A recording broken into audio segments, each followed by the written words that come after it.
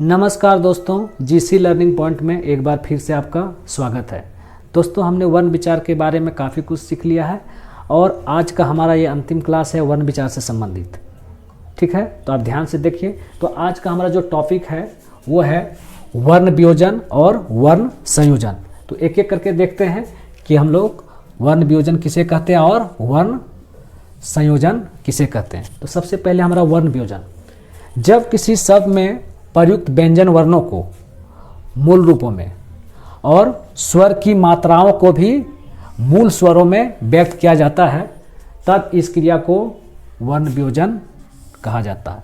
यानी किसी शब्द में जितने भी वर्ण का प्रयोग हुआ है, या फिर वो व्यंजन वर्ण है या फिर स्वर का मात्रा है, अगर उसको हम तोड़कर अलग अलग व्यंजन को व्यंजन में और स्वर की मात्राओं को मूल स्वरों में अगर व्यक्त कर दें, तो इस क्रिया को हम लोग क्या कहते हैं? वर्ण वियोजन। वियोजन का मतलब ही होता है अलग कर देना। ठीक है, तो हम इसको एग्जाम्पल से समझ सकते हैं। जैसे कि विद्या है, विद्या को अगर तोड़ें तो कौन कौन सा वर्ण हो जाएगा? आप देखिए, वह में हलंत है ना, इसका मतलब इसमें स्वर शामिल नहीं है। इसमें हसुई है, तो हसुई का मात्रा नहीं लिख के हम इसका मूल स्वर हसुई लिख दिए। उसके बाद यहाँ दो संयुक्त है, द और य, ये संयुक्त होके बना है। ठीक है, तो दो य हो गया। उसके बाद अंत में जो आकार की मात्रा है, तो यहाँ आकार की मात्रा न लिख के हम मूल स्वर आ लिखें।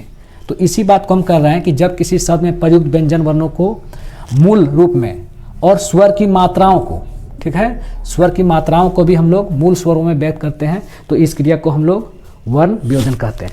तो यहाँ आप देख सकते हैं कि व्यंजन जितना भी था, व, द, ठीक है, य, इसका मूल रूप में लिख दिए। और जो स्वर की मात्रा का प्रयोग हुआ था, यहाँ हसुई का मात्रा था, तो इसके लिए मूल रूप इसका हसुई लिख दिए।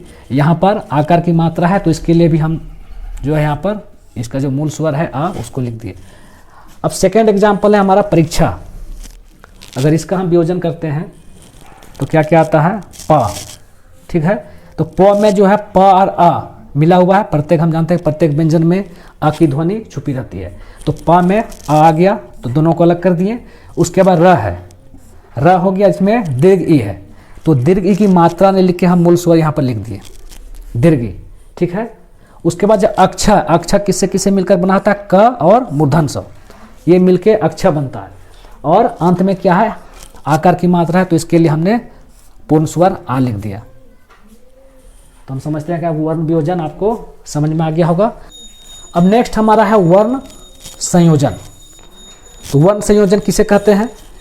जब बिखरे वर्णों को मिलाकर शब्द निर्माण किया जाता है।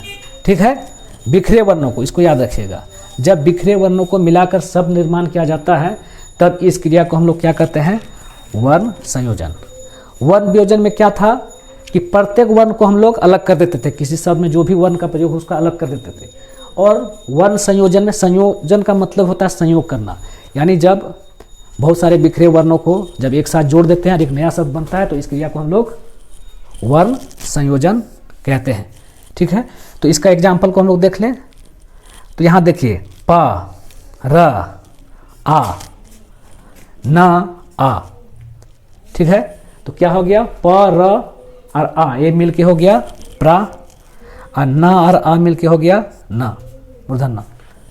तो ये जो 5 वर्ण था जो बिखरा हुआ था, इसको जब हम एक साथ संयोग कर दिए तो एक नया शब्द बन गया प्राण। तो आप देख सकते हैं कि संयोजन किस प्रकार हुआ। दूसरा एग्जाम्पल हमारा स, व, आ, ग, अ, त और अ। 1 2 3 4 5 6 7, यानी 7 वर्णों का जब संयोग किए तो एक नया शब्द बन गया स्वागत। स और व ये संयुक्त है, और आ ये मिलके हो गया स्वा, और ग और अ मिलके हो गया ग, और त और मिलके त और अ मिलके हो गया त। इस 7 वर्णों का जब संयोग किए तो एक नया शब्द बना स्वागत। तो ये था हमारा वर्ण वियोजन। दोनों में क्या अंतर है? वर्ण वियोजन, वियोजन मतलब अलग अलग कर देना। किसी शब्द में जितना भी वर्ण का प्रयोग हुआ है, या फिर वो व्यंजन है या फिर स्वर है, उसको हम अलग अलग अगर कर देते हैं तो इस क्रिया को वियोजन कहते हैं। और बिखरे वर्णों को संजोग करके एक नया शब्द बनाते हैं, तो इस क्रिया को हम लोग वर्ण संयोजन कहते हैं। तो हम समझते हैं, क्लियर हो गया होगा। ठीक है, एक और इम्पोर्टेंट टॉपिक है मात्रा। तो चलिए देखते हैं कि मात्रा क्या है। जब व्यंजन के साथ स्वर का मेल होता है, ठीक है, इसके साथ व्यंजन के साथ स्वर का मेल होता है, तो स्वरों का जो रूप होता है उसको हम लोग मात्रा कहते हैं, ठीक है। जब व्यंजन के साथ स्वर का मेल होता है तब स्वर का जो रूप होता है उसको हम लोग क्या कहते हैं, मात्रा कहते हैं। अर्थात स्वर के संकेत चिन्ह को, इस चीज़ को याद रखिएगा, स्वर के संकेत चिन्ह को हम लोग मात्रा कहते हैं, ठीक है।